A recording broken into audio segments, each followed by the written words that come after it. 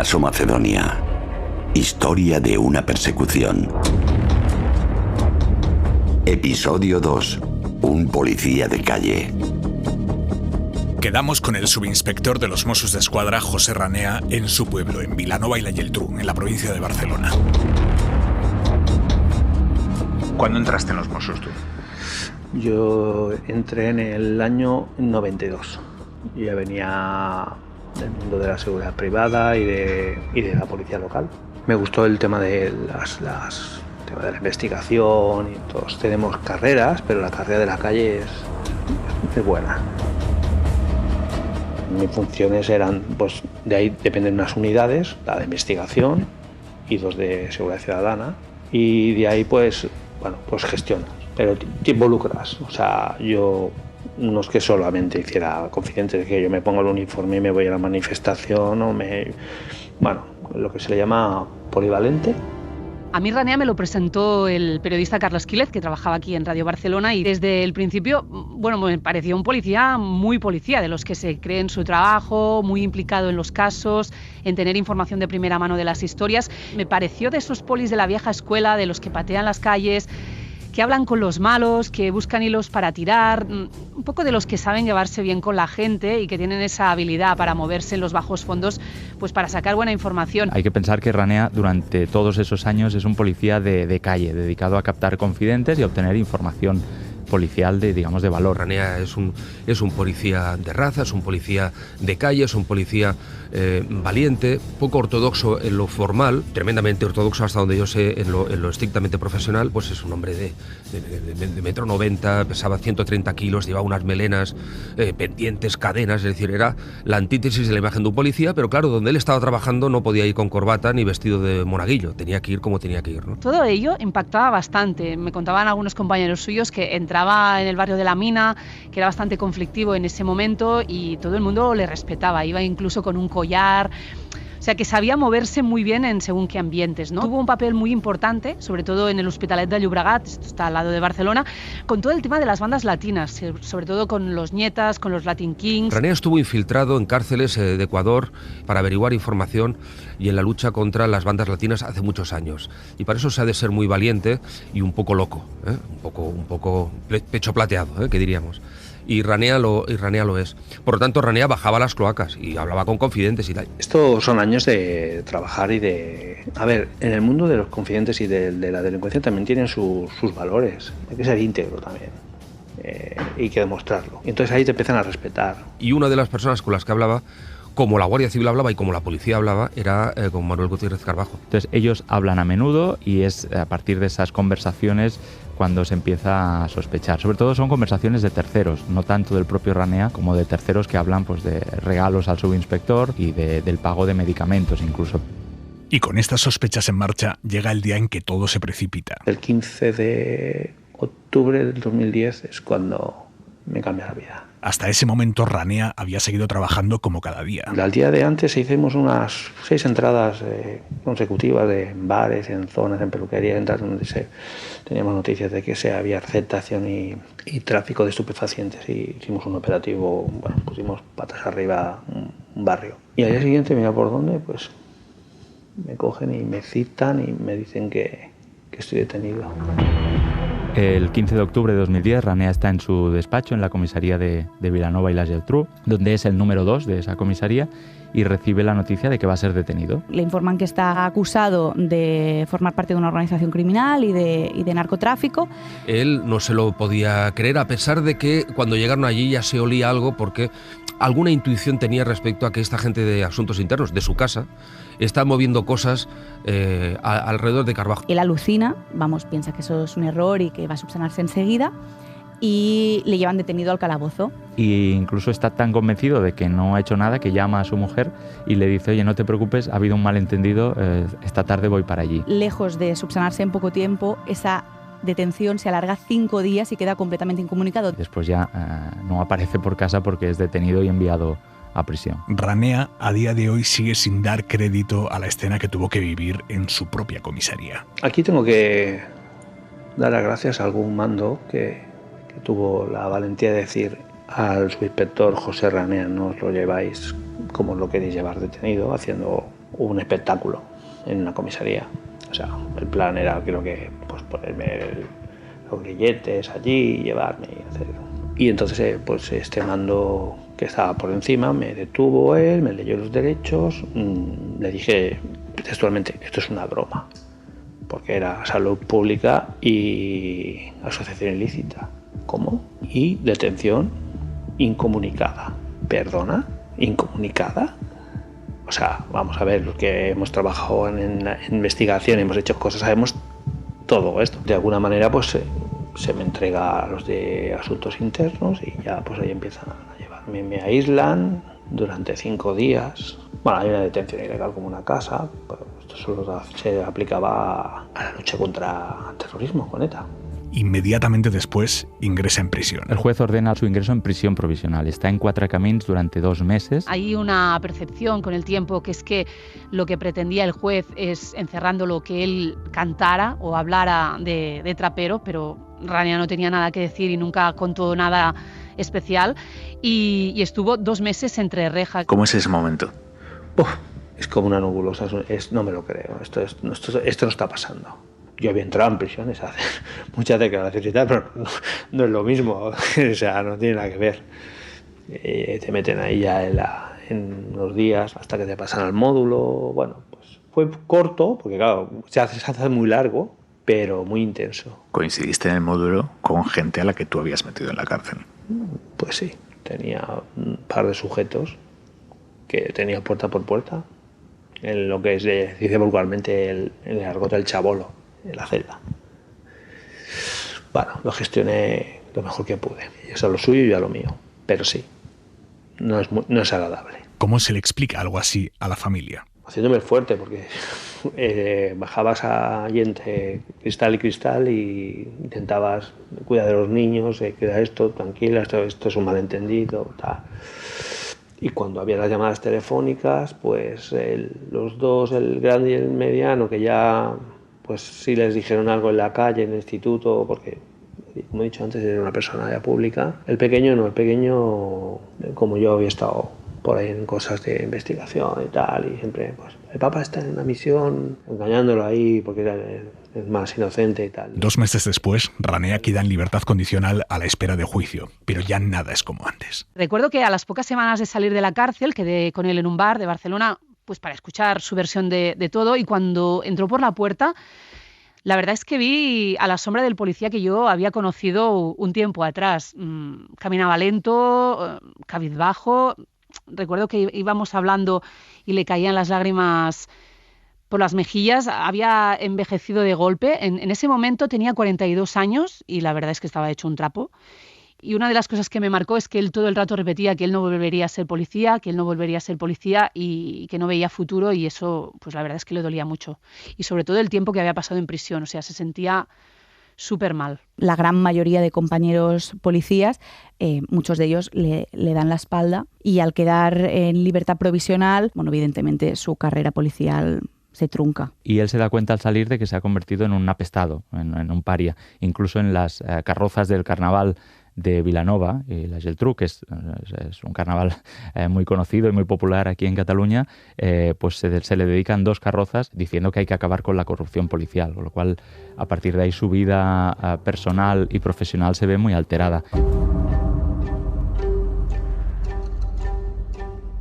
La Fiscalía le pedía a él 11 años de cárcel, la misma pena que pedía para Manuel Gutiérrez Carbajo, a los que considera pues, el núcleo duro del caso Macedonia. A Ranea en concreto le acusan de ser, digamos, el brazo policial, ¿no?, que da cobertura a una organización criminal formada por una serie de traficantes y dirigida por Manuel Gutiérrez Carbajo. Entonces él daba información, supuestamente, según lo que creía la Fiscalía, información policial a esta banda organizada para, uno, desarticular a la competencia, es decir, información de la competencia, luego información policial para evitar que les pillaran. A Ranea se le acusa de recibir hasta 1.000 euros al mes, decía la Fiscalía, y una serie de regalos o dádivas como medicamentos gratis o incluso una PlayStation. En total, la Fiscalía creía que llegó a embolsarse 120.000 euros a cambio de esa información. ¿Y de dónde salían esas acusaciones? Pues de la información proporcionada por Asuntos Internos, que había pinchado los teléfonos de Ranea. Asuntos Internos de los Mossos intervino 4 teléfonos de Ranea, el móvil del trabajo, el móvil personal, el fijo de su casa. Y quiero recordar también la extensión de la comisaría, por si él hacía desde allí alguna llamada. Ranea era un policía pues, que había cultivado mucho las fuentes de información. Entonces se analizan esas conversaciones y de ahí construyen un relato. Y era todo como muy rocambolesco, porque yo salía en ese sumario, porque en esa época yo hablaba a veces con Ranea por temas personales, por temas profesionales, y cuando leí lo que interpretaban de nuestras llamadas, tuve claro que aquellos atestados estaban hechos a medida para contentar lo que quería el juez, que se había puesto entre ceja y ceja que ahí había una banda de narcotraficantes que estaban siendo beneficiados y ayudados por policías. Ranea, estando en prisión, empieza a darle vueltas a las acusaciones y llega a una conclusión. Si Asuntos Internos ha pinchado mis llamadas, tiene que haber muchas más grabaciones. Y entonces, cuando uno está en la cárcel, le da mucho por pensar. Entonces, de las preguntas que me hicieron, yo empiezo a hilar, pero a hilar para mi defensa. Ya, a decir, pero si esto lo informé yo por teléfono. Si mi teléfono está intervenido, pues esto está. Así que, cuando sale de la cárcel, se pone a escuchar él mismo esos pinchazos telefónicos. Pido el sumario y pido todas las llamadas de las intervenciones telefónicas. Cuando digo todas, es todas. Y me paso 1 año y medio, año y algo, no sé decirte, es que a 12, 14 horas, 16, escuchando todas las llamadas de todas las líneas telefónicas, clasificándomelas, destripando el sistema, el SITEL, porque para algo yo vengo de investigación y vengo desde abajo. Y diciendo, esto no es así, claro, busca dónde está, acuérdate de la fecha, o sea, y eso es 1 año, pues no sé si perdí. Yo suelo pesar unos 100, 110 kilitos y me quedé en 70, 75 kilos. ¿Tú físicamente dónde estabas? ¿En tu casa? En casa me monté mi despacho y ahí empecé a trabajar todos los CDs que venían CDs, ahora ya hay otras aplicaciones, y a destripar y al final lo encontraba. Son miles y miles de llamadas, horas y horas de grabaciones. Miles porque son, no sé, son 6 o 7 meses de televisiones telefónicas. Y bueno, había teléfonos más activos y teléfonos menos activos, pero miles. En prensa se habla de 30.000. Incluso más, pero sí, sin ningún tipo de problema. ¿Cómo era ese proceso? ¿Escuchabas El proceso todo? era escuchar y leer los mensajes, si había mensajes, todo, las llamadas. Y entonces buscar, pero aparte entender todo y quién eran los personajes, porque es que pero me es igual, ya era una obsesión de decir, bueno, vamos a ver qué pasa aquí, de dónde me ha venido esto. Claro, mi sorpresa, que no es sorpresa, es decir, vamos a ver, y esta llamada que me exonera, ojo, mínimo ya la duda, ¿por qué no está? Un montón de llamadas, 30 o casi 40 ocultas, o sea, clasificadas como no relevantes. Y entonces comprueba que Asuntos Internos ha cogido solo una parte de las grabaciones y ha dejado fuera del caso muchas otras, cruciales para entender qué estaba pasando en realidad.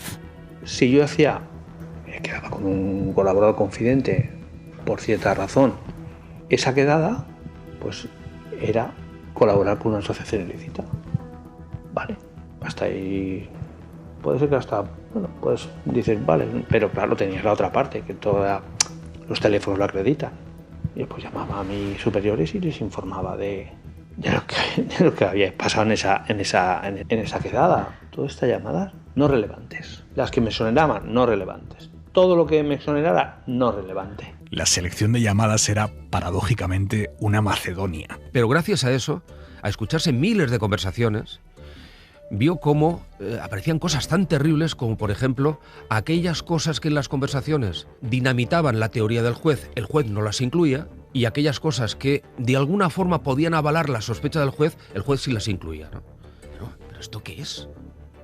¿Pero esto qué es? Toda policía judicial, y en este caso Asuntos Internos lo era, tiene que poner a disposición del juez todas las llamadas que sean relevantes para ese caso. Hay llamadas muy curiosas, ¿no? Por ejemplo, en el asunto de la PlayStation hay una llamada entre 2 presuntos traficantes que hablan de la necesidad de regalarle una PlayStation a un señor que identifican como el cordobés. Asuntos Internos concluye que ese cordobés tiene que ser José Ranea, pero tampoco indican por qué debería ser él. Entonces él también se dedicó a buscar el resto de conversaciones telefónicas en las que él decía que él tenía una PlayStation de sus hijos que no funcionaba y un confidente le decía, pues yo conozco a un tío que por 50 euros las arregla. Y él decía, pues sí, pues te la dejo, me la arreglas, te lo pago y me la devuelves. Y que al cabo de un tiempo le decía, oye, devuélveme ya la PlayStation.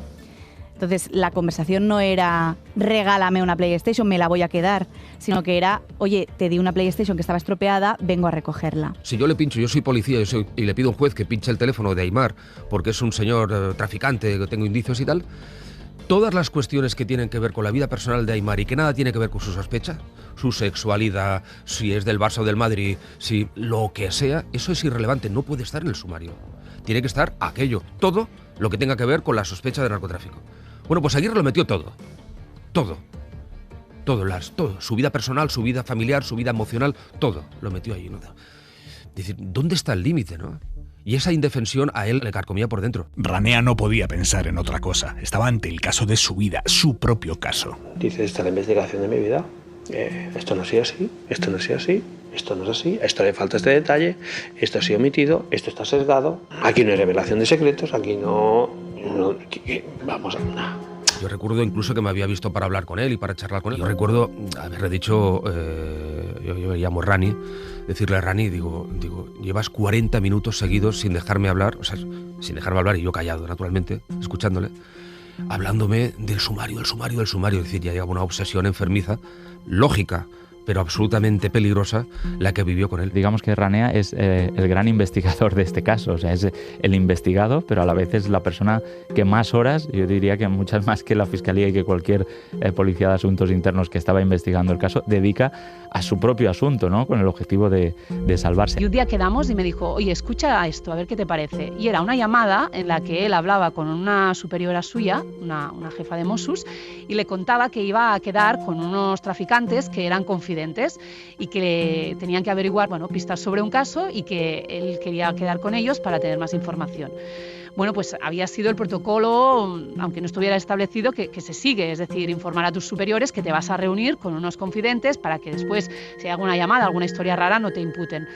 Bueno, pues esas llamadas, esa concretamente con la jefa de Mossos, pues no estaba en la causa y esa llamada habría beneficiado a Ranea y los de Asuntos Internos no la pusieron, igual como el resto de 200 conversaciones, y tuvo que ser Ranea con su abogado quien puso encima de la mesa todas estas llamadas que le habrían beneficiado. Y cuando él presenta todo el resto de trozos de conversación que demuestran que lo que se está contando es falso, el juez Joaquín Aguirre tarda más de un año en resolver esa petición y lo desestima.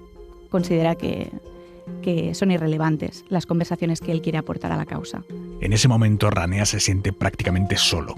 El único apoyo firme que recibe es del Sindicato de Policías de Cataluña. David José Mañas es su secretario general. Lo primero que hicimos es tener, para empezar a preparar su defensa, los 30.000 folios iniciales de su sumario y leerlos y estudiarlos. Y entonces nos empezamos a dar cuenta allí de cómo se había hecho esa instrucción, cómo se había montado la culpabilidad para poder dibujar a un profesional de la policía como lo que no es. Y a partir de ahí nos volcamos con la defensa de él. Y así durante 11 años de instrucción. Hay dos momentos muy buenos de los interrogatorios de Aguirre. Uno en que le pregunta a un mosso de escuadra del grupo de investigación, digo, ¿usted conocía si el señor Trapero se veía con Carbajo? Pues no lo sé. ¿Y usted sabía qué tal? Pues mire, no lo sé. ¿Y usted vio? Pues no vi y tal. Oiga, entonces Aguirre entró en cólera. Y usted es un normal, ¿no? Entonces hace el silencio en la sala. Cuidado que hay 18 abogados y un ministerio fiscal y una secretaria judicial. Se hace el silencio porque aquello no fue una conversación, es que fue un acto jurisdiccional. Bueno, se produce una conversación entre la María del Mar, que era la secretaria judicial, y él y tal. Bueno, me informan que se ha roto la megafonía de la sala, queda anulada la diligencia, vamos a repetirla mañana. Cuidadín, ¿eh? Y una muy buena, más simpática, es que aprieta a otro mosso de escuadra, oiga, Trapero, tal, no sé qué, tal. ¿Y usted no vio a Trapero y al señor Carbajo con un tal Cari? No, pero usted conoce al tal Cari, no sabemos quién es Cari, ¿no? Pero usted no vio al tal Cari, el tal Cari, y al final el mozo, que nervioso, le dice, oiga, yo el único Cari que conozco es Cari Gran. Y entonces el otro, ¿se está usted cachondeando? No se cachondeaba, es que explotó de los nervios viendo el sumario. Bueno, pues estos son 12 años de investigación judicial. Ranea se sienta ante el juez Aguirre. De que yo cobro 1.000 euros al mes, eso es falso. Yo no he cobrado 1.000 euros nunca. Yo no sé dónde sale esa información, quién la da, de mi boca me ha salido y yo no se lo he dicho a nadie. La cena esta en la cual hay una furgoneta sospechosa, que usted coge la matrícula, ¿comunicó o no comunicó al señor Crespo, o al señor Barti o al señor Núñez que esa furgoneta era una furgoneta policial? Yo comunicarlo, yo no lo he hecho directamente.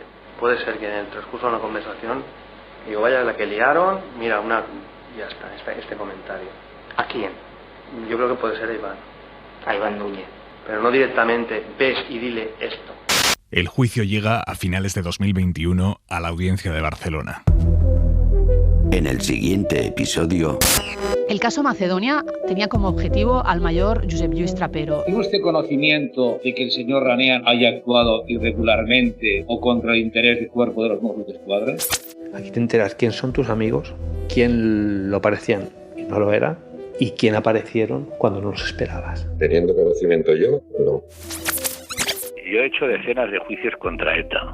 Fui abogado en el juicio del 11M y puedo decir que este ha sido uno de los juicios más duros de mi vida. Caso Macedonia. Pero cuando ocurrió esto, se quedó bastante solo. Esto es algo que lleva puesto en la mochila a Ranea de por vida. Historia de una persecución. No voy a repetir, solamente que soy inocente. Un podcast de Aimar Bretos y Víctor Olazábal. Cadena SER.